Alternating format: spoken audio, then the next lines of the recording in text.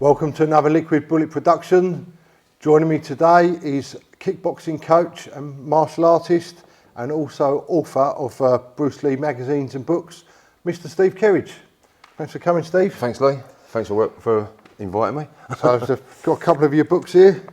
I know you've done many more and many magazines. Yeah, I mean, they're just a couple of many we've done. We've done a lot of poster magazines at one point. We tried to sort of, I don't know if you remember back in the day, they used to have something called Kung Fu Monthly. Yeah. And, you know, like, as a kid, you know, you couldn't wait for the next one to, Yeah. you know, arrive at the newsstand. So you'd, you know, on your bedroom wall, you know. So we actually did some poster magazines for a while. Wow. And, yeah. And then we done a few magazines. I've done a few books as well prior to that. I've done a book a few years ago with Colton Publishing, which was, it's called Bruce Lee: A Visual History.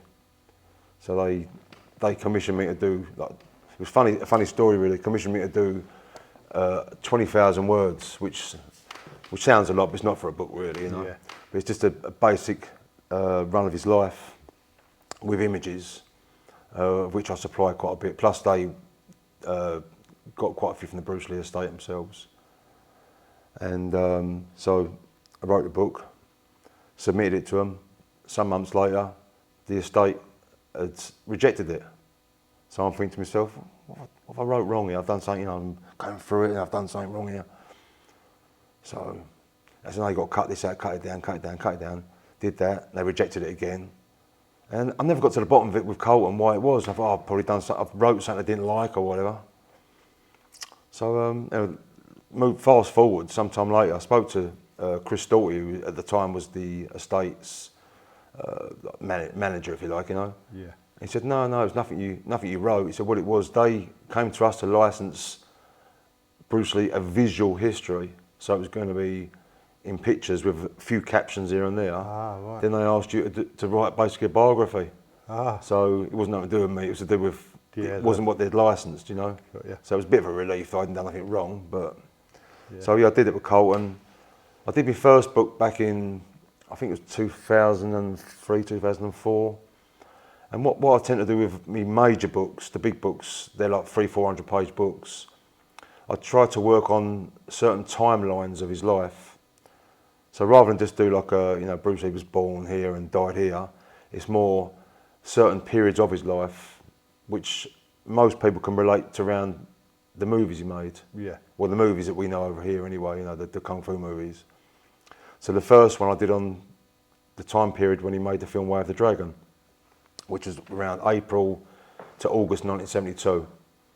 And the reason I did that as my first book was really purely because that was the first film that Bruce Lee had total control over. You know, he was a director, he wrote the script, you know, he had full hands-on with that film, where prior to that he was more of an actor with some input.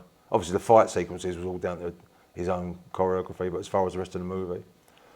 And yeah, I did that, and I've done so many after that, you know. But the last two books I've done one called Mandarin Superstar, which covered the period when he made The Big Boss in Thailand. Yeah. And which I put so much work. I did it with I've got a friend of mine who lives in Singapore, who is another Bruce Lee nutcase like myself, you know. But Darren Chua, his name is, and he had great access to some of the Chinese archives, the news. Anyone can access these things, but you can't read them. Right. Yeah. And the strange thing is, with most Chinese these days, unless they're old, they can't really read Chinese. I was quite surprised, you know, most young, I say young or middle-aged people, you know, it's more the older generation that read, you know, because you've obviously got traditional and you've got simplified, you know. But Darren, he's from Singapore, but he can read all of it. So it was, you know, he could go through his archives and pick out, you know, the nuggets of gold, you know. So, but along with Darren, obviously, as you know, so I've been going to Thailand, backwards and forwards to Thailand for the last 20 years. I've been all over the place in Thailand. The location where Bruce Lee filmed was called Pak Chong. Where's that in sort of the north or south? It's about 2 hours north of Bangkok, roughly. Yeah.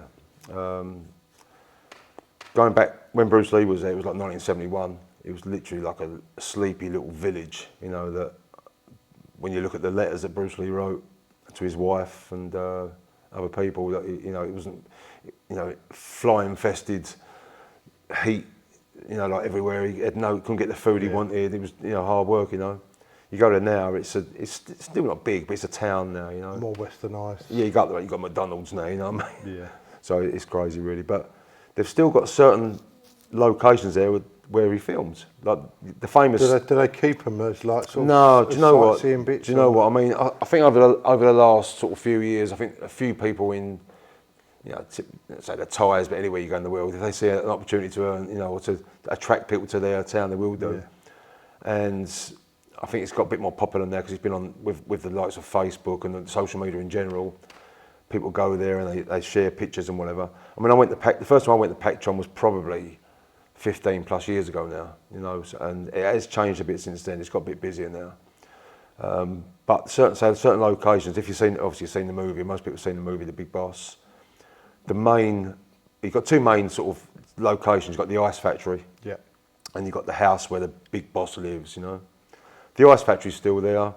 Was that actually a working ice factory? Yeah, it still is. It still is. Wow. Yeah. I mean, I'll go on to something else I've just recently done actually that involves that. I'll explain in a minute, which is a Blu-ray I've just got coming out. Yeah. And the ice factory, yeah, it's a working ice factory. Obviously, it's changed owners since then. Slightly modernised. You know, if you look at the pictures, if you look at the movie and then look at it now, obviously it's slightly modernised. You know, no dead bodies in the ice nowadays. Yeah, probably still there frozen. Yeah. But the house where he fights the big boss, it's like, do you know, when I first went there, it was the strangest feeling, like being a Bruce Lee nutcase. You know, you can't go. I mean, if you go to Hong Kong, I don't know if you've been to Hong Kong, but I went to Hong Kong a few years ago. And the Hong Kong of today is probably London probably resembles it more than what Hong Kong today represented back then. You know, it's changed so much. You know, like most places, you know, you've got skyscrapers everywhere.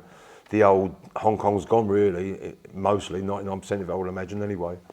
So going to Hong Kong to see like areas where Bruce Lee, you see famous photos of Bruce Lee standing. I'm not really there anymore. Like, the studios are no longer there. Golden Harvest is long gone. You know, there's a block of flats now. You know, his house has been knocked down. That where he used to. Well, he only lived there for a while, but the house that everyone sort of looks upon, where you see the photographs of him standing outside his gates, that's all gone. You've got actually in, I think it's that magazine there. There's a picture of him leaning against some railings. That's still there. That's Ocean Terminal car park where the Star Ferry comes in. So that's still there. And I actually went to Hong Kong, when I was doing the first book I was telling you about just now, I went to Hong Kong to interview, I don't know if you've heard of Betty Ting Pei? No, I haven't.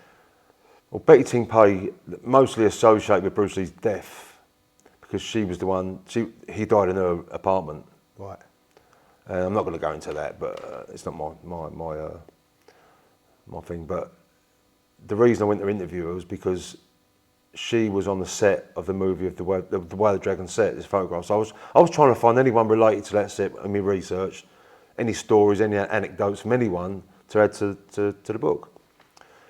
Anyway, so I got a number through a friend of mine called David Tadman, through Robert Lee, Bruce Lee's brother, who we had over in the UK as well some time ago. And give me a number. So I rang this number up. No answer, you know, and try again. Next day, then someone would answer it. Where? And Chinese go, speak to Miss Ting Pei. Boom, phone goes down.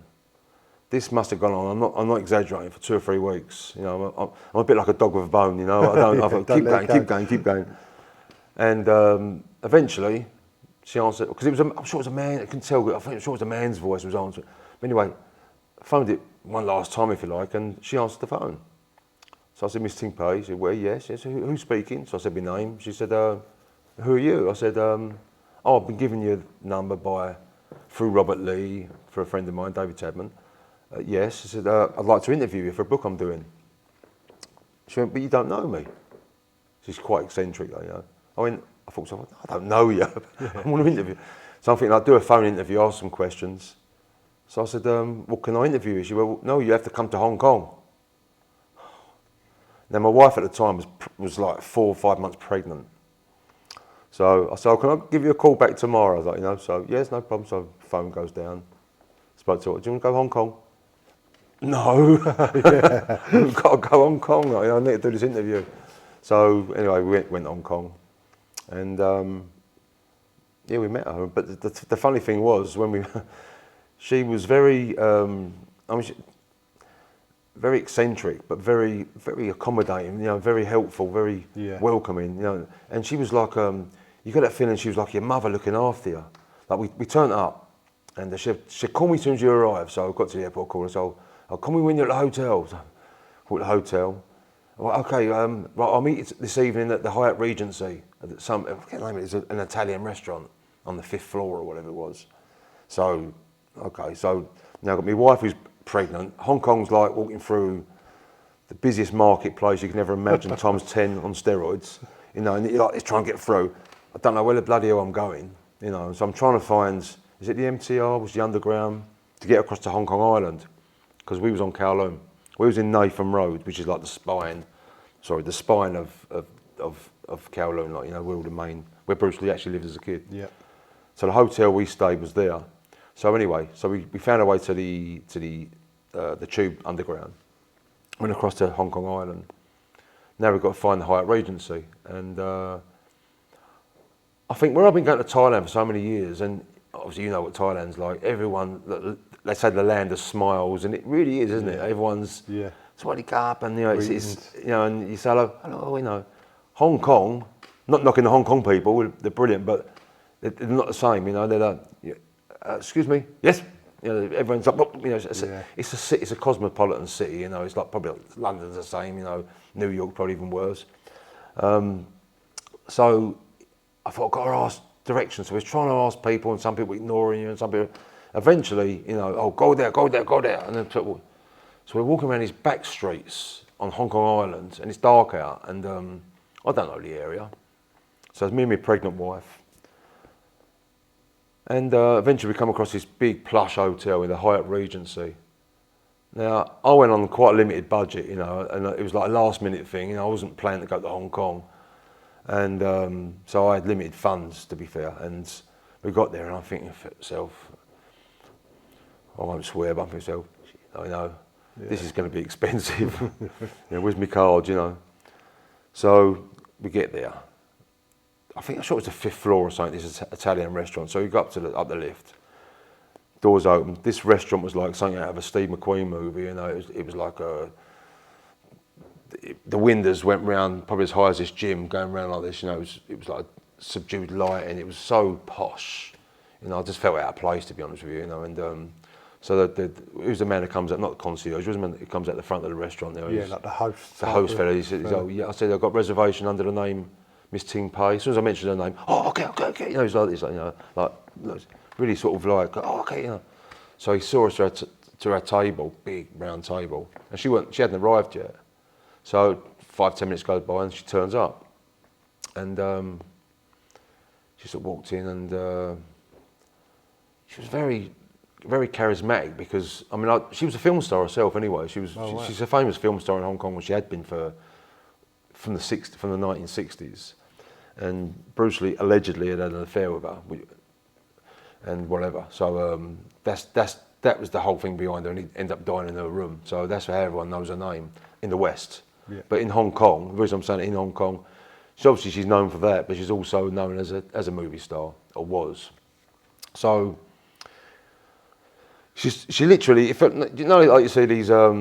Sounds probably going to sound stupid, but you see these vampire films where they're waiting for Count Dracula to come in. She's nothing like Count Dracula, by the way, and he comes in and he sort of glides in.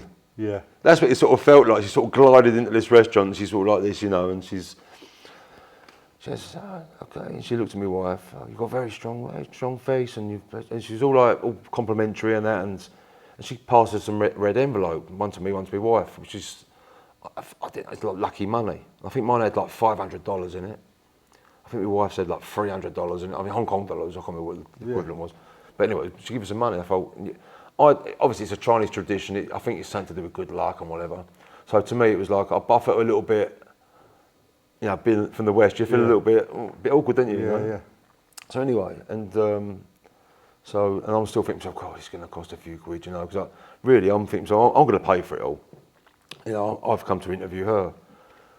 Well, she would not let us pay for nothing through the whole 5 or 6 days we was there, which I'll tell you more about it in a second. She was very, very, very, she was like a mother figure, you know, and she went to us, where are you staying? I said, oh, whatever the hotel was. She went, oh, no, good. I went, no, it's fine. It wasn't a 5-star, it was like 3-star. It was honestly, it was a nice hotel. It wasn't a dump or anything. And she went, no good. She went, meet me tomorrow at the Marco Polo. I went, no, we're fine. She went, no, meet me tomorrow at the Marco Polo. So I booked a restaurant there. It was a Japanese restaurant, this one. So, okay. So the next evening, I think we spent the day sort of shopping and trying to back on Kowloon, trying to sort of get our faculties of where we were and just, you know, a bit of sightseeing really. Didn't have a lot of time, but so that evening we found our way to the Marco Polo Hotel. The restaurant was attached to that, and that's on Ocean Terminal, where I was saying the photos of Bruce Lee in the car park, you know. So he turns up, and the man at the front of the restaurant comes up, pretty abrupt, you know, and he looked us up and down. I'm not exaggerating. He went, yes, just like that. I went, we've got a reservation. He went, name, really like no, just horrible, really, you know. I went, oh, it's not under my name, it's under Miss Ting Pei. Well, fuck, as soon as I said her name, oh, okay. I thought, it's the second time I've seen this happen now. Yeah, totally changed her personality. Well, it turns out that Betty Ting Pei was married to a fellow called Charles Hearn, who is a very known, I won't say too much, but he's a very well-respected man. And he owns the China Star Entertainment Company. And he's a very powerful and influential man. Right. So she's part of that. Plus, she's a movie star. So, and I think everyone's a little bit scared of her. Yeah. Not scared, but a little bit. Step on eggshells around her. Yeah, you know, it'd be like, I suppose, I don't know, like a movie star, Tom Cruise walking in, people going, oh, well, come see, you know. Very much. So as soon as I mentioned her name, he literally changed like that, you know, which did make me laugh. So we had it was a lovely restaurant as Adams. And she went, so I've got you booked in another hotel. I went, no, we're fine. She went, no. She said, meet me tomorrow, this hotel next to here. So next day we met her. Penthouse suite, and its own lift going up to it. It was like a big double room, and it was, once again, it was like something of a bloody Hollywood film. Windows going, all you could see was Hong Kong Harbour going around, and I'm sitting there thinking, what am I doing here? Like, unbelievable. And anyway, so when I hadn't even interviewed her yet, you know, so we spent sort of 2 or 3 days meeting her at restaurants, and similar things happened again. And she finally said, okay, she said, I've booked the small tea room in the hotel for just for you and me and, you know, us three, she said, and you can interview me. I said, can I record it on the, she went, no, just write it down. She didn't want to be recorded, so pain in the arse, but, you know. So I got my little notepad, and we sat down, and this room, it's a tiny room, literally, I suppose, I don't know, 10 foot by 10 foot. There's a table in the middle, no windows in it. So I shut the door. She's sitting there, I'm sitting here, my wife's sitting there. And she went, okay, before we start, I'm going to say a prayer for you and for Bruce. Okay. So she's in Mandarin, because she's a Buddhist, you know. I won't try and imitate Mandarin because I can't, but she sort of closed her eyes and she starts going, oh, do in Mandarin, you know, the words of this prayer. And I'm sort of sitting like this, and it was silent in there, apart from her voice. It was silent. There's no windows, you couldn't hear nothing else. My wife's sitting there, and we're sort of like looking at each other like this, you know. And she's sitting there going, oh, George, 10 minutes later, she's still, George, doing this prayer with her eyes shut, you know. Now I'm getting a little bit fidgety, and my wife pregnant, she's getting a bit fidgety. And I'm sort of looking at her, calling me eye to my wife, she's looking at me. Another 10 minutes goes by, she's still saying the prayer. This went for 45 minutes. You're joking. 45 minutes. You know, I'm not knocking her for that, but I'm just saying now, God knows how many words are in this prayer, but she knew them all. It went for 45, and I'm not exaggerating in my life as I see her. And she said that for us, you know, and anyway, so done the interview and whatever, I come back to England. I stayed in touch with her for quite a while, and And she rang me up one time and, how are you? How's your father? You know, how's your father? Huh? How's your father? In the best sort of way. I said, yeah, he's okay. Oh, he's got a bit of a bad back. Oh, I'll say a prayer for him. You didn't have to do a 45-minute. No. Now I'm on the phone. No, it's like, for 45 minutes. I'm not exaggerating. I'm not knocking her. I mean, she's lovely, you know. Did it work with prayer? No, his back never got any better, no. But I think the It's nice though, the way, like you say, if she was like a big movie star over there. Yeah, and listen, she's taken you on and. Yeah, the problem is, nice. I mean, because I've done a lot of work with the Bruce Lee estate and so forth. There, as you can imagine, because of the scandal and the controversy around what supposedly, allegedly, between Bruce Lee and her and so forth, they don't have no dealings with her and vice versa and whatever. So I sort of tread very lightly because. But most people interview because they want to find out, what happened on the night he died, you know. Yeah. And she told me what happened on the night he died. She told me, I didn't even ask her. She told me exactly what happened, you know. Can you share that, Steve? Yeah, I mean, it's no secret. I mean, she just said that he turned up with Raymond Chow and they was going to a restaurant to discuss a script for The Game of Death. Yeah. Well, she was offered a role in, and there was meeting George Lazenby, who played James Bond on the Majesty's Secret Service, I think it was. Only played James Bond once. But he was down on his luck. He was in Hong Kong, and he obviously lost the role as James Bond. Actually, there's a few interviews where he explains it, what happened. But so he's in Hong Kong. Bruce Lee decided to meet him. Or anyway, he was going to have a part in the film. So there was meeting George Lazenby, what his bleeding name. George Lazenby, Bruce and Raymond Chow were meeting him at a restaurant, and Betty Ting-Pei was going to be there as well. So they got to Betty's apartment first. Bruce complains of a headache. So he said to Raymond, and she went to me, he told Raymond, to go on and we meet him there. And I see Raymond's face, as if, we was up to something. That's what she said. She said, but he genuinely had a headache. So I gave him the Ecogesic, which is like a painkiller. And he went and lied down. And I think back in them days, I think they had pagers, didn't they? Pagers. And a few times Raymond had paged through to say, it's like a couple of hours later, and she couldn't wake him up. And then she tried a bit like couldn't wake him up, and he's not non-responsive. Told Raymond, then he's come back from the restaurant, and they called the doctor. And anyway, the rest is all documented anyway. But so that's basically what she told me. But do you know what? I'm not into all that. I'm not into all that controversy and conspiracy. I mean, I'm not. To me, it's. I tend to concentrate and celebrate his life rather than his death. Yeah. And I think the reason for that is because I really truly believe, what I'm doing, what you're doing, you probably wouldn't be here if it wasn't for Bruce Lee. And a lot of people don't realise that. Because the reason I say that is because I think one of the film producers, I think it was Fred Weintraub, who was one of the producers on Enter the Dragon. He once said that before Bruce Lee, every town in America had a beauty parlour and a church. After Bruce Lee, every town had a beauty parlour, a church, and a martial arts school. Yeah, that's how I ended up doing. As a kid, I first saw Enter the Dragon. Yeah. Then I started seeing the older films. That's what I'm saying, yeah. And then that's what I wanted to do.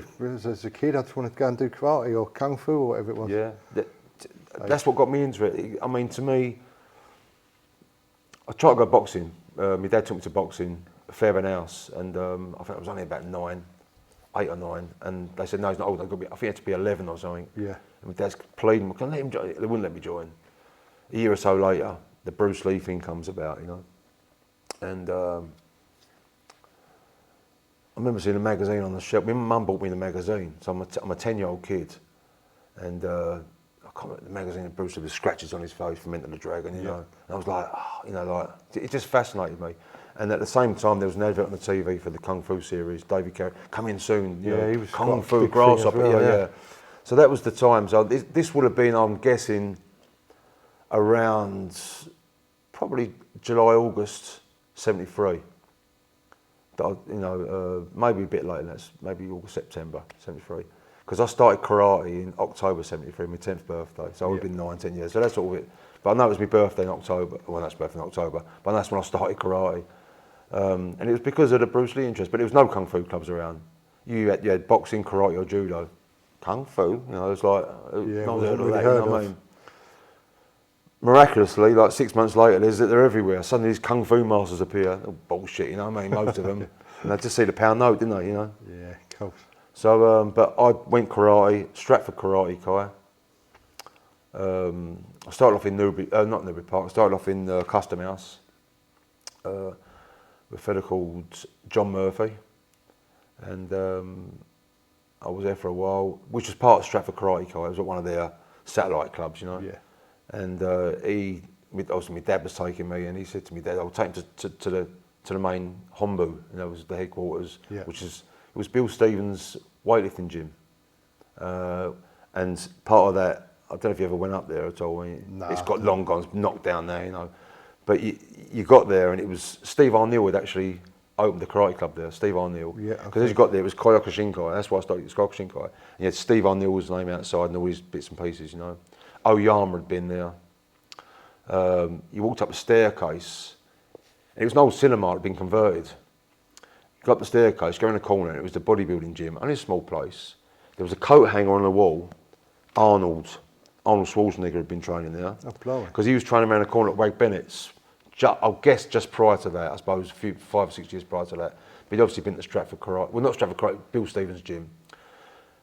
As you go into Bill Stevens' gym, the doorway there was like a little ramp, then it went into, which was the old cinema, I guess, and it was a dojo. And it was a dojo. There was a Japanese flag, probably 20 foot by 20 foot. Massive, big, tall, you imagine old cinemas, you know. Yeah. Concrete, half matted, because they'd done judo as well there. All the walls were lined with bamboo and Japanese symbols, mirrors on one side. It was in punch bags, like makiwaras, you know. It was a real, you know, as you can imagine, the old-fashioned karate dojo in Japan, I suppose, you know. So I was like a kid in a toy shop, you know, or candy shop, whatever the expression, when I was like, you know, to me it was like, wow. How old did you say you was when you first went in there? Well, I was 10 when I started 10. karate, so I'm guessing they're probably 6 months to a year later. Yeah. I've gone from there to Stratford. So I'm like the kid there, you know, and to me I was like in awe of everything, you know, to me it was, but it was all because of the Bruce Lee interest originally got me into it, got me into martial arts anyway. And I think as a kid as well, especially back then, you tended to be, we didn't know what karate or kung fu was to be really, you know, generally people didn't really know. Quite a new thing, wasn't it, that sort of? Yeah, well, yeah, I mean, my ex-father-in-law, sorry, he started karate back in the 60s, and he said, I started with my friend, he said, we're both draymen on Charrington's, is that what he used to deliver to? He said, yeah, we started with Tatsal Suzuki. I went, oh, really? He said, yeah, we watched the James Bond film. He said, oh, we want to do that. What's the James Bond film where he goes to the island with? Man with a Golden Gun? No, before that, with Sean Connery, where it's actually it's Oyama's people, and it's Oyama, where they're breaking bricks and boards. Right.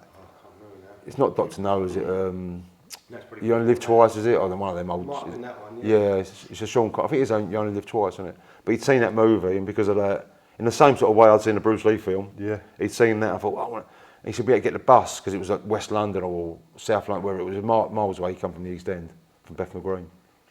He said, I had to give up because I ended up having a family and that. I said, he said, my friend carried on doing it. He'd done quite well. I said, what's his name? He said, Peter Spanton. I don't know who Peter Spanton was. He's one of the pioneers of karate. Like, really? Peter Spanton's probably with Tiki Donovan and probably even before Tiki, you know, or that sort of era anyway. Peter Spanton was one of the British karate pioneers. So it's weird, isn't it? So going back to myself, you know, that's what got me into karate, the Bruce Lee, and but one thing I'm sort of proud to say, if you like, is whereas so many of my friends done a bit of karate and then they packed up and done something else, I stuck with it. Oh, you went I right stuck through? with it, yeah. I wouldn't deviate. You know, to me, the first thing I do when I get up from school, I put my karate gi bottoms on. You know, I'd be at the garden kicking the rose bush, you know, 50 times, you know, just nutcase. You know, I was just obsessed with it. How did you go through the sort of ranks, Steve, and the grading system? Yeah. I'd done all my grades. I took my black belt in '77 when I was 14 or 13, 14. Yeah, and I got as far as I could go with it at Stratford's. I wasn't really into the competition, funny enough. I just loved the martial arts and the fact that the self-defense side of it, and that was the big. It still is to me now. Even though with the kickboxing and all the people I've trained, the competition's never been such really. Yeah, more the traditional side you prefer. Well, I'm not a traditionalist, but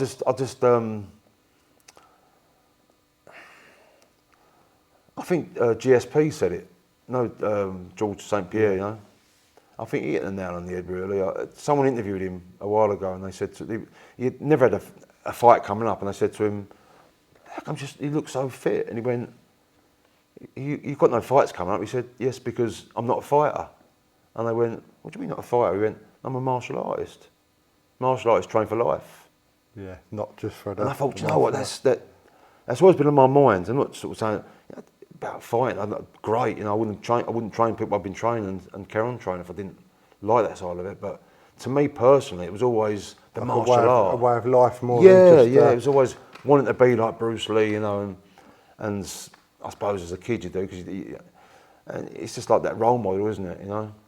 I suppose. How did your sort of training progress, and what sort of went on from there, Steve?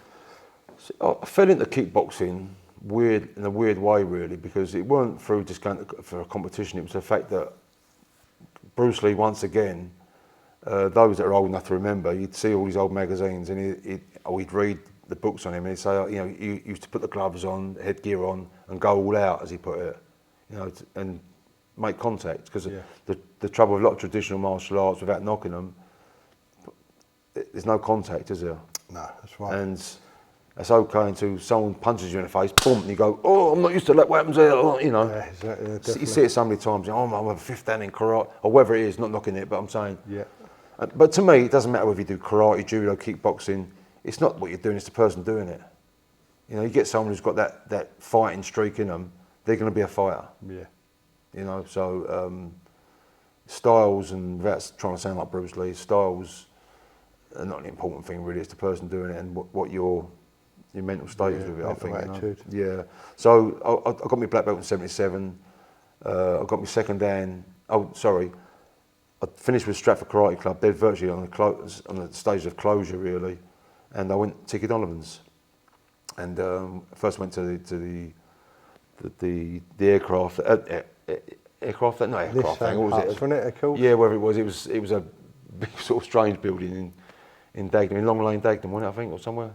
Yeah, Long Lane, I think it is in Dagenham. I went there, and I was very sort of obviously nervous still, because like, Tiki Donovan was a big name, you know, and he assessed me and gave me my black belt. So you transferred over from one style to the other. I had to sort of spar, I had to fight a few people, I had to do whatever I do. I can't remember now, a long time ago now. I'm going back now, like 1979, 79, you know. And and I remember he's put really nice writing, Tiki Donovan's got. He's put 2 lines, Tiki Donovan, you know. Wow, look at that, you know. And in 1980, I took my second dan under Tiki, and I got my second dan. And I wasn't really, after that, I wasn't really, but what I'd done as well with Tiki Donovan, I wasn't strictly training with Tiki, because I went to Tiki's place, but then through a friend of mine who'd actually turned me on to the Ishinru, if you like, was a fellow called Don Anziano. His friend trained with a fellow called Alan Davis, and he was Ishinru, and he was from, his place was in Newbury Park. It was one of the satellite clubs of Ishinru, you know. So I went to Alan's, and at this stage, you know, so that's before I took my second dan. At this stage, going back a bit, went to Alan's place, and I was never a cocky kid, but I was sure of myself. You know, I'd got my black belt.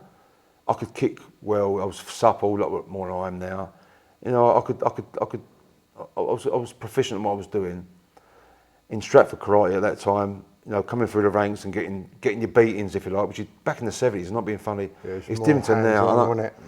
Honestly, I'm not trying to sound like Uncle Al, but you know, during the war or anything. But I don't care what anyone says. If you've done karate back in the 1970s, you had bumps and bruises to show for it. You know, you really. I didn't give a shit if he was a 10-year-old kid or a 15-year-old. You know, they'd boom. You know, like, well, get your hands up. You know, They grab your leg, sweep you over, bang, you know, ooh, be faster. You I know. witnessed a bit of that, mate. Mate, honestly, you couldn't do it now, you get arrested, wouldn't you? Yeah. You know, you get dumped or whatever, but back then, you know, it makes me like, what's that thing on the telly, that Life on Mars, was it, or something, or where he goes back in time? Yeah, I like that. You know, and the cop was slapping everyone, you know, it's like the 1970s, isn't it? Yeah. And I know it's nothing to do with what I was doing, but it sort of reminded me of them days. Yeah. Yeah, You your feet. said the floor, you didn't used to have the spongy floors in there. That's right. Honestly, A bit like a hard wooden floor, wouldn't it? Mate. You're going to get taken down. I went in for many competitions, obviously, and the times you see people's fingers snapped, they never had pads back then. You couldn't buy pads, they had no shin guard. I had such badly bruised shins at one point. My mum would like bowl the witch hazel, my shins. At one point, just to let them heal up, because I'd never stop training. No, I'm going training. No.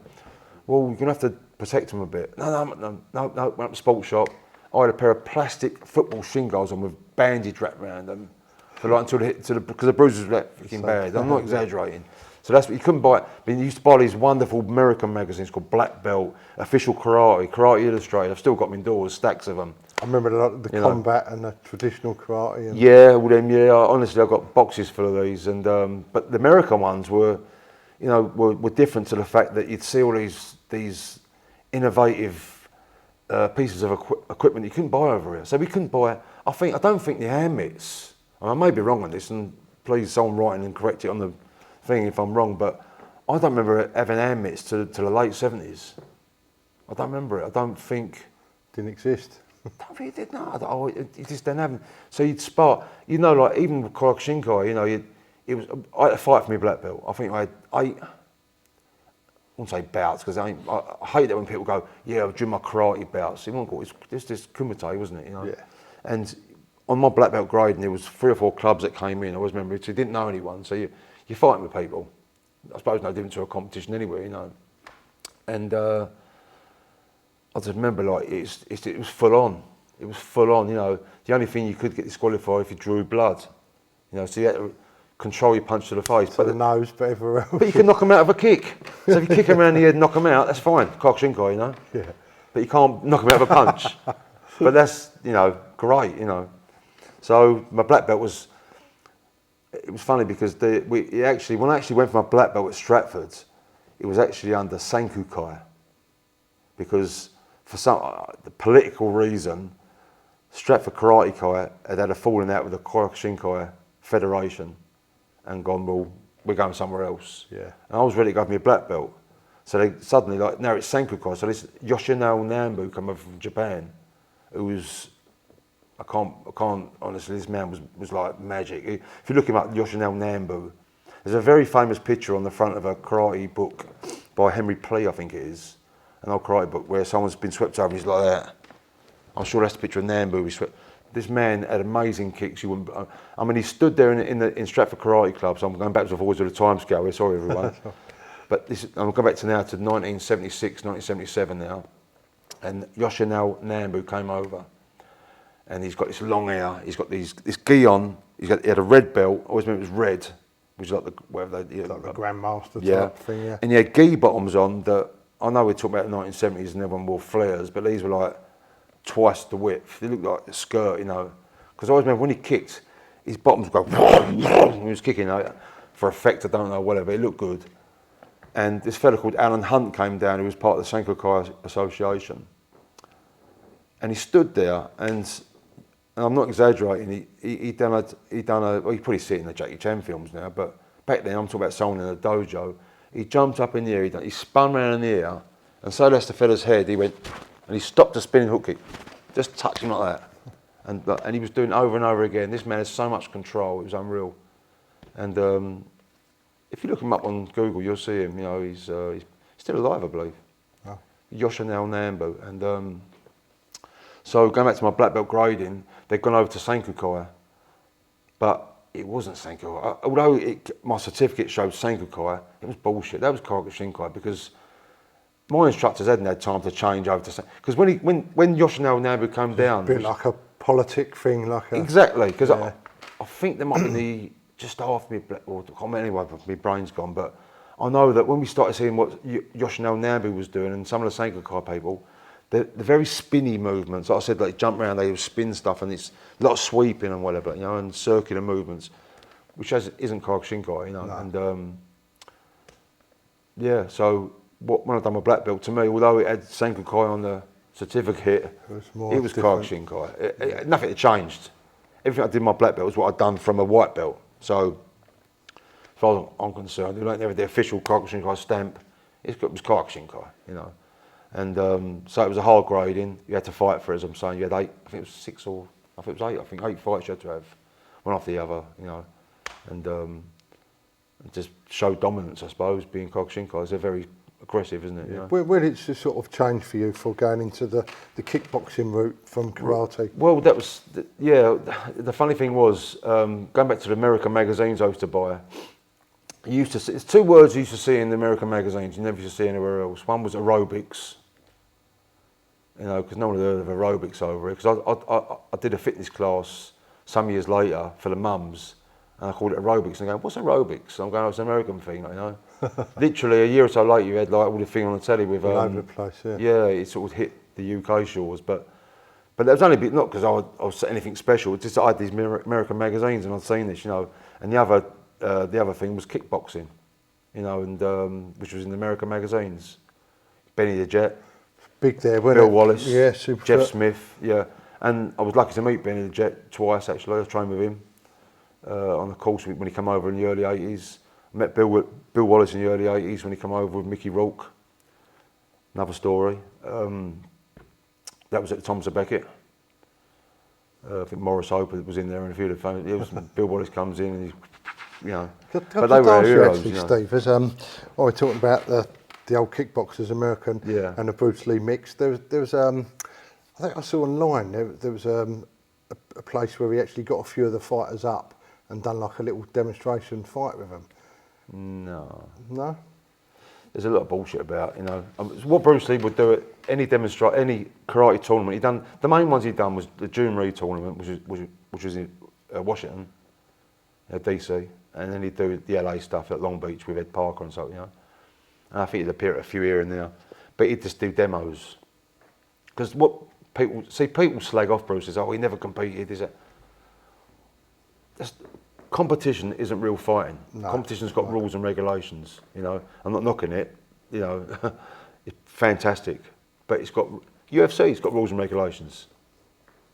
You know, you could have the best UFC fighter in the world, the toughest man in the world. Someone puts their thumb in their eye, suddenly they're not the best fighter in the world. They're blind. You know, Bruce Lee worked on the 2 main things. If you know what Bruce Lee did in his training, as opposed to what you see in his moves, it's totally different. You know, you can't do what Bruce Lee did in real life in the movies. He wouldn't look any good. Yeah. He wouldn't be flamboyant. If everything's exaggerated in films, he has to for the camera to pick it up. You know, so and you know the stories of him on the Green Hornet set. You know where they'd have to go, whoa, Bruce, you've got to slow down. The camera's not picking it up. You've got to make these movements bigger. You know, and I've got loads of stories about that. You know, about his films anyway. But so yeah, the Bruce Lee would do demonstrations, and people say, oh yeah, but he never competed. But why do these top people train with him? Why did Mike Stone, why did Joe Louis, why did Chuck Norris, why did all these people train with Bruce Lee?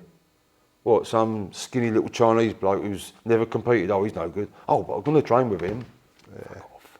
You know what I mean? There's a reason they want to train with him. You wouldn't train there if you're not gaining from it, would you? There's a reason, you know what I mean? Because he was way ahead of his time. Way ahead. You know, he was born 100 years ahead of his time, or whatever the expression is. You know, to me, Bruce Lee was innovative. You know, he had an eclectic approach to martial arts, and no one else at that time did. Meaning, everyone was traditional. You know, everyone was like, no, you can't do that because the grandmaster or the sensei or the sifu says it's this way, and you can't deviate off that. That's what we do. And Bruce Lee go, bullshit. You know, let's take a bit of that and a bit of that and a bit of that. You know. I'd say that from his, I can't remember what film it is now. I think it's Enter the Dragon. Yeah. At the beginning where he fights, you Sam see him Hall. do a takedown and do an armbar. He's doing the UFC moves back in them days. And by the way, that's the last bit of footage he ever filmed. Was it really? That was filmed as an afterthought. Enter the Dragon, that was. Blimey. Yeah, that was but yeah, good example. And if you look at, do you know what makes me laugh, and I'm probably going to upset a few people here, you look around, oh, he's a Jeet Kune Do instructor, he teaches Jeet Kune Do, he's a Jeet Kune Do. Jeet Kune Do isn't a product, Jeet Kune Do is a process. Meaning, it's not something, Bruce Lee, if it was going to become a product, Bruce Lee wouldn't have wanted to form, or call it anything, because, I mean, it means a way of intercepting fist or foot, or, it's the translation for Jeet Kune Do. But your Jeet Kune Do and my Jeet Kune Do and his Jeet Kune Do is what suits you. Yeah, would be, yeah. And the way I always describe it is, if I said to you, right, there's 26 letters of the alphabet, and there's 26 letters of the alphabet. Now, all three of you go and write a sentence. You've all got the same letters. What's the chance of you coming back with the same sentence? It's not going to happen, is it? So it's your expression. What you want to express using them letters. Whatever you want to express, you've got the letters there to express it with. So if you put it into martial art terms, and you go, right, okay, well, a bit of this and a bit of that and a bit of this and a bit of that, and a style. It's your individual style. Yeah. That's where the style comes into it. That makes sense as well, because, even your body structure is different size, height, weight. Of course. Certain moves are going to benefit certain people and others. Well, you look at some of these kung fu styles where they've got a long, low stance. I may be wrong on this, I'm not an expert on this, but is it Hongar or one of them? I can't remember now. There's a style where they've got a really low stance. I'm probably wrong on that style, forgive me. But there's one particular style and they've got a long, low stance. And the reason for that is because it was developed by the sailors on the boats. When the boat's rocking backwards and forwards, they're sparring. They couldn't be upright because they're falling over. So their long stances keep their balance. Now suddenly they're on the land and they're doing the same thing. I'm not saying it's wrong. What I'm saying is that's how it's like an animal adapts to its surroundings. A plant adapts to its surroundings. It goes towards the sunlight. The plant won't grow that way. If the sun's coming that way, it'll grow that way. So it's no different in martial arts, So this is where I'm glad we're talking about this, really, because, and people say about me being a Bruce Lee, this, that, and the other. I'm just a Bruce Lee fan, but what I've found over the years, 50 years, for next year's 50 years, is the fact that when I first got into Bruce Lee, it was because of the image. Wow, look at that, he's jumping 15 foot in the air. Of course he couldn't jump 15 foot in the air, but it looked like it. To me, that was like no different to me probably a year or so before watching Superman or watching Spider-Man as a kid, or whatever, and the Batman, But as the years have gone on, I've realised that Bruce Lee was very multi-layered. So, like, you'd have one image of Bruce Lee, which is obviously which is what attracted people. If he was an ugly, fat, nothing against ugly fat people, by the way, but if he was ugly and fat, and he could kick like this, he was crap basically. He wouldn't have looked at that, No one would have looked at that, but because he was had so much finesse and speed and charisma, and as Simon Cowell would say, the X factor, Because of that, he became popular. People wanted to see who he was, Same as Elvis Presley. If he was just an ugly fat bloke, he had a great voice, and I'm an Elvis fan, but it ain't just the voice; it's the whole thing. You can be very talented at something, but if you haven't got that to go with it, you haven't got the X factor. You know what I'm saying? So Bruce Lee had that. The whole aura, don't you? Yeah. So as the years went on, I realised that there was more to Bruce Lee. The philosophy behind his way of thinking. Which I just couldn't. I remember, like we all did back in the day. You bought the Tower Jeet Kune Do when it came out back in the 70s. And obviously now I know what that was. It was just a series of notes that he'd wrote while he was injured. And they put them together in a book. It was never meant to be a book by Bruce Lee. And most of them bits of stuff in there is what he took out of other books. Is that really? Yeah. So and that's not Bruce Lee's fault. He didn't release it. It was done after he died. I think it's the biggest selling Bruce Lee book of all time and all. But I remember buying it as a kid and not understanding and going, I've got the secret. I've now got the secret to be like Bruce Lee. You look through it and you read it and you go, not making any sense. What's that mean? Fuck, what's that mean? Oh, what's that mean? And you look at it again and you think, I just couldn't get it. But now I do. Now I realise it was just what I was saying. It was a bit of this and a bit of that. And you take out of that what suits you best. What did they say? Use what is useful and discard what is useless. Yeah. And that's one of his sayings, and that's what it means. You use what's useful and discard what's no good for you. But it might be good for him, might be good for me, might not be good for you, and vice versa. Yeah. And you can say that in boxing. If you had a Martian come down and go, what is boxing? You go, there, and you go, well, you've got Mike Tyson and Sugar Ray Leonard. Both boxing, but how different are they? Yeah, that's right. Yeah. It's both boxing, but it's what, you know, it's, you know, So everybody music's the same, isn't himself it? is Yeah, music's the brings same. something It could be the different to the Beatles, table, it could don't be Eminem, you know, it's both music, but it's totally different. Can I just ask you, Steve, how did you first sort of doing your research and stuff on all the Bruce Lee stuff? How did you get all your knowledge and information about it all? Well, like a lot of people back in the day, you'd read every single word you could find on him, you know, and as the years go on, you find some of it's true, some of it's bullshit, you know, because you see what I tend to do now is I've met a lot of people over there. I've been fortunate and blessed enough to have met a lot of Bruce Lee's friends and family, and You've actually met his family as well? yeah, I've met his family, yeah, and his brother, and excuse me. How did that come about? We met his brother back in. We brought him over here for a convention back in 2001. In fact, it was 2001 because he left to go back to the States, and about 3 days later, he had 9/11. Blimey. So if he would have been stuck here, and a couple of days he would have been stuck here for God knows how long because they closed everything down, didn't they? So we brought him over here then for a friend of mine in America called Dave Tadman, and I met Linda, I met Shannon. So she'd done me forward for a couple of me books. Shannon did. Never met Brandon. He passed away in '93, but I never got to meet him. I've met loads of his friends and students, and you know, and yeah. So it's just that I can go on and on about that. I've got loads of people I've met. Excuse me. We spoke about Betty Ting Pei, you know, and people out in Hong Kong, and yeah. So I've seen loads of different. Like if you talk to say, for example, Robert Lee about Bruce, his brother Bruce, and you talk to Linda, his wife, about Bruce, you get two different Bruces, you know, because obviously different sides of what they see. yeah, because obviously the wife would know her husband in certain ways. The brother would know him in a different way, you know. He'd know. Obviously, the brother knew him before the wife knew him, you know, because he's his brother. But so you see someone who's a student of Bruce Lee, he saw another side of him. He didn't see one certain student might not have seen the personal lovey-dovey family man.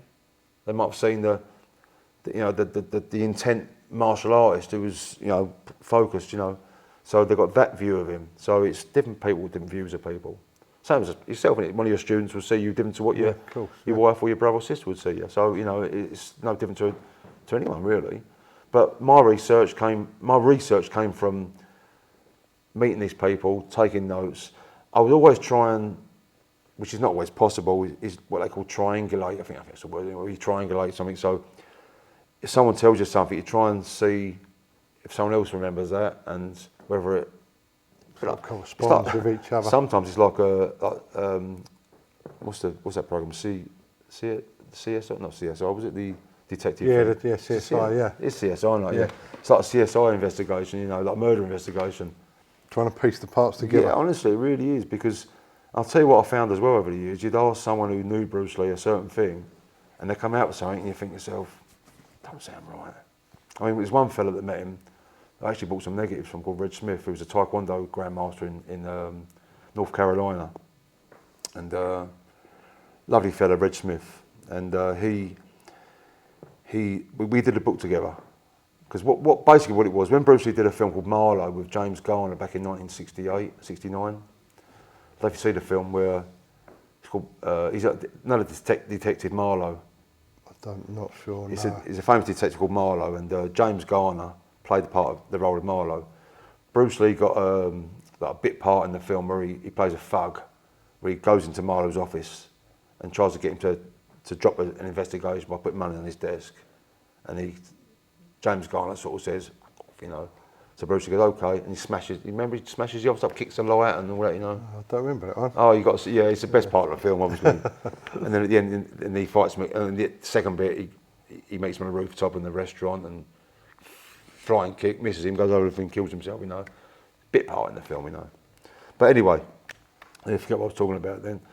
Reg Smith, Reg Smith. What happened was, when they filmed Marlowe, after that, they did MGM, you know, the studio MGM who made the movie, they sent Bruce Lee on a nationwide promotional tour to promote Marlowe. Although he only had a bit role in the movie. The karate, as they called it, if you look at the old newspapers, it says karate guy. They called it karate, he went to Miami, he went all across down the East Coast, right across back to the West Coast, and stopped at universities, colleges, done TV appearances, radio appearances to promote Marlowe and to promote, I suppose, the martial art karate expert in Marlowe, to get the younger generation to watch this movie. So it's all promotional. Part of his stop was in North Carolina and on the TV channel called WSOC. And these American channels, there's about a million of them, all got his long initials. It was WSOC, and he appeared on one of like a lunchtime appearance, and Reg Smith was asked to come on with his Taekwondo school, and Bruce Lee, I've got the photographs, Bruce Lee's on the microphone with the program host saying, he's doing this movie and explaining the moves and talking about martial arts. I don't think the footage exists anymore, but Reg took a reel of photographs on the set. And you've got the original? I've got the original. I bought original negatives off of him. Wow.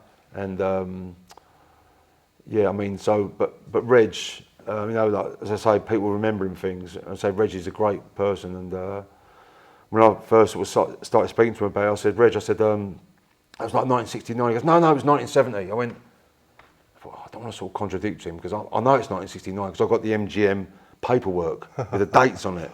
It's part of my research, I'm not geek, I thought, no, it's not 69. I went, so how am I going to sort of like, without trying to contradict him or upset him, how am I going to, I went, oh, Rich, I found the MGM papers, it's 69. I went, oh, blimey, yeah. And I showed him it. He went, oh, yeah. Yeah, he said, sorry, it was 69, So the point I'm trying to make is a lot of people I've met, they will say, they can't, if someone asked me about something back in the, remember, your black belt grade, what month of the year was it? Was it August? I have to look it back, But if I was a famous person, it'd probably have a Steve Kerridge fan who'd have everything down, who'd know everything, you know what I mean? Not me, like a geek like me, So it's the research, the question you're asking, the research is very, very involved, very involved, because for someone that only lived till he was 32 years of age, he certainly big impact for crammed me a lot in life. in it, yeah. But going on to you saying about the kickboxing, because watching Bruce Lee, put all the gear on and go all out, we used to do that in our back garden. I had some, do you remember them old school mats, some green ones, really thin bloody things, We got some from, Dad got some from somewhere, I don't know whether he nicked them or whatever, I don't know, he got them somewhere back in the day. And I lived in Plaistow, Canning Town, and concrete out the back garden, put his mats down, bought some boxing gloves, and we just punched the fuck out of each other in the garden. Got photos of it, big kicking. Oh, sorry, by that time, I'd managed to buy the bong sale gloves that Bruce Lee wore in the Dragon. The black ones, the big... Well, I don't know if you've ever sparred with them. I mean, I know now, them MMA's, they all do it now, don't they? But back then, it was like, honestly, you make a fist with them things on, it was we just sparred with it. With headgear on, we never had a bloody clue really, But I'd also bought some June safety punch, safety kick, safety chop.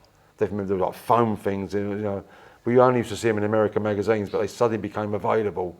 And then the Bill Wallace, the Stars and Stripes kick boots came out, and it was like, wow, we was all going mad over it, So anyway, we used to do all this sparring in the garden, and we used to call it kickboxing because of before, never heard of kickboxing. I think there probably was people, maybe Steve Babbs, back in the day up from Birmingham, and there was people about, but I'd never heard the word kickboxing from only what I'd seen in the American magazines, and so we was kickboxing, or I started terming it after that, full contact karate. And Alan Davis, the Shinru instructor I had, he every Sunday morning he had full contact training. I thought, oh yeah, I want to do that, And so I used to go there Sunday morning, and they used to get boxers. Nigel Benn used to be there and all by then. Oh really? Nigel Benn was down there? Ben was down there, and I think Bill Judd was there. There was a few people there, and I was like a young kid really. And I just remember coming out of there, and my face felt like it was out here. You know what I mean? Looked like the Elephant Man. Yeah, I mean, when I was sparring, I felt like I'd been surrounded. I was getting hit so many times. You know what I mean? So, and I dabbled in the boxing, and I'd done whatever. So that was my sort of background, and I was still teaching karate. I started teaching karate by then, and then I got a bit of the arse ache with it. I'd done my third dan by then. In the early 80s, and I thought, I had enough of this. So I just want to do full contact, and with no idea of competition. It was just full contact, more for realism, And I probably, at the time of the karate club, I probably had like 25, 30 students, and I lost them all apart from about 2. And as soon as I was doing full contact, didn't see me Didn't again. want to be it. Didn't want to know. And but me being a stubborn bastard, I went, I don't give a shit, I'm doing it, you know. And I did that, and then that was in the school hall. Moved from the school hall, and now it's the early 80s, 81, 82, and I decided to venture out and hire a hall myself, you know, and put an advert out for it. Sort of 83, 84, I'm guessing. I'm that sort of year, I think it was. And I remember putting an advert in the newspaper, junior kickboxing, adult kickboxing. And I turned up at this St Michael's Church Hall in Averley. I remember sitting there, got my book out, ready, you know, my table out, you know, waiting for people to come in, sitting there on my own. All of a sudden, like, one person coming up, but this is a kids' class. Suddenly, I'm not exaggerating, there was a queue going around the building. Blimey. I felt a bit embarrassed taking the money. You feel like, you know, packed class, and then did that, and then same happened with the adult class, and it just took off like that.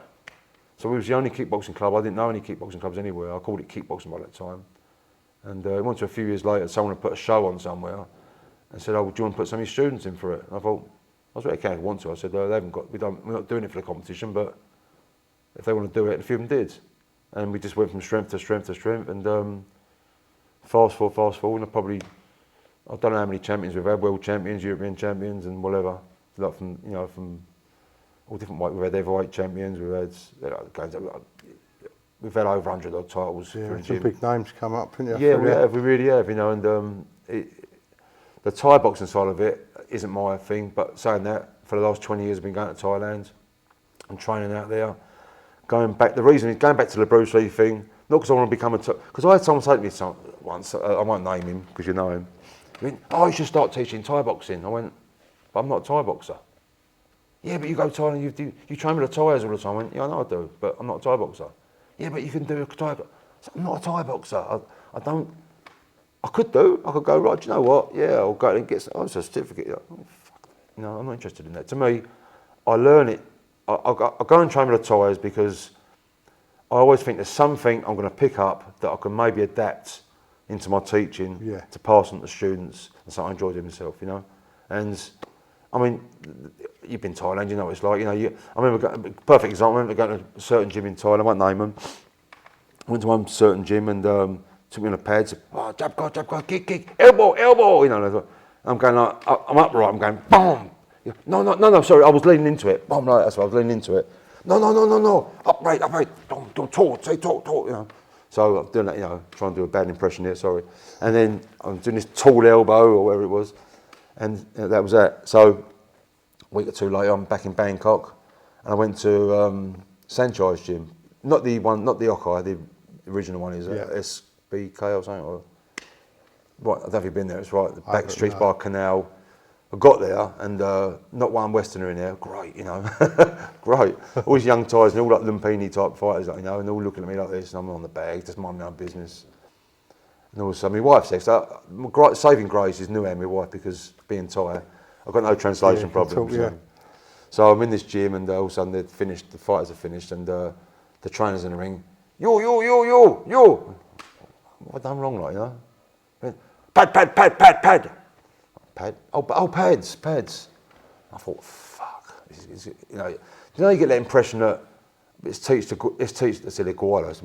Let's teach the Flang a lesson here for coming here. You know, it wasn't that at all. But I thought, I thought, you're going to try and sort of like I got in the ring, and he did beast me a bit on the pads. You know what I mean? But going back to the elbow, so low kick, elbow. I went upright.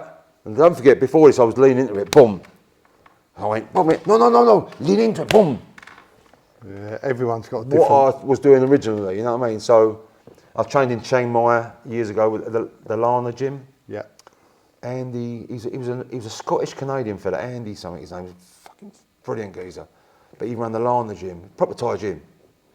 And he did like Thais call it a teep, or maigiri in Japanese, you know, the front kick. And but they do it straight, they don't bend the leg. It literally comes up straight and just hip movement. Like that. And I thought, what the fuck's this about, like, you know? I thought, I've done this all my life, I've never seen it done like that before. I'm thinking, in the back of my head, I'm thinking to myself, not that I'll get arrogant, I'm not that sort of person, but I thought, bollocks, you know what I mean?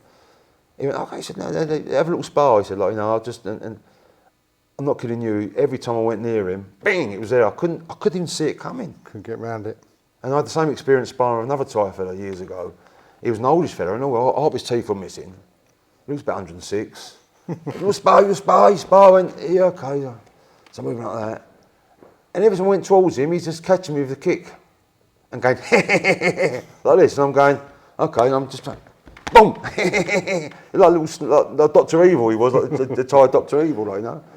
And the same sort of thing, it's a straight leg, boom! You know, and I was like, so going back again to going to Thailand and learning certain things is, to me, that's great, because then I can take that and maybe Adapt use it. adjust maybe it, use it, yeah, you know. And don't you think this is how things develop? Yeah, right. You know, if everyone stays the same and don't break out of a traditional mindset, you know, you've got to be like Bruce. You've got to be eclectic like Bruce Lee. You've got to think, do you know what? Why not? That might work. You know, the person who invented that style of karate, you know, he was like 4'8". You know, so you had to design a certain style. You've got to adapt it to your own benefits, and take what works for you. And exactly. You get someone who's 6'8". You know, I mean, they get it. It's different. You know. So Steve, if anyone wants to follow your Bruce Lee stuff or your own gym, where can they find the details of all your stuff and the work you do, etc.? If you're in the Thurrock area and you want to do kickboxing, we do boxing there as well. Is the Essex Kickboxing Academy, which is in South Ockenden, Darren Flane, next to the police station. So you get any problems, you ain't got too far to go. The kickboxing, we're there every evening. It's a full-time gym. Every day, sorry. It's ring, bags, it's everything's there. Weights room, cardio room, showers, changing rooms, obviously. Pop down, have a go, see what you think. As far as the Bruce Lee is concerned, if you're interested in anything I'm doing on Bruce Lee, I've got a website called bruceleeforever.com, where mostly it's limited edition books and magazines. We've just done a Blu-ray, which we've run out of time now to talk about, but that takes us back to the Thailand thing, Pak Chong and the stuntman that I met and interviewed. So that's available now. Have a look and see what you think. So, lovely. Thank you, Steve. Thank you for coming. Thank you. Really you for appreciate inviting it. me. Thank you for inviting me. So now I've got to try and find the wife.